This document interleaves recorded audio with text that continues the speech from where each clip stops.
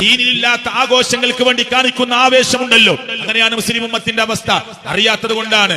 ഉറൂസിന് കാണിക്കുന്ന ആവേശം പള്ളിയിലെ ജമാഅത്തിന് കാണിക്കുന്നില്ല മുസ്ലിങ്ങളെ.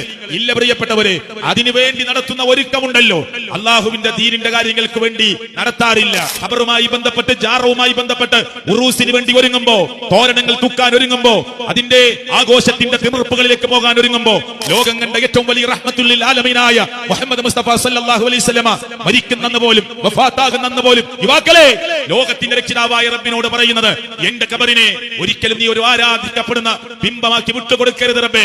അവസാനിപ്പിച്ചില്ല. രണ്ടാമത്തെ പ്രാർത്ഥന കൂടി കേട്ടോളൂ. അല്ലാഹുമ്മ, അല്ലാഹുവേ, ലാ തജ്അൽ ഖബരി ഈദാ, ലാ തജ്അൽ ഖബരി ഈദാ.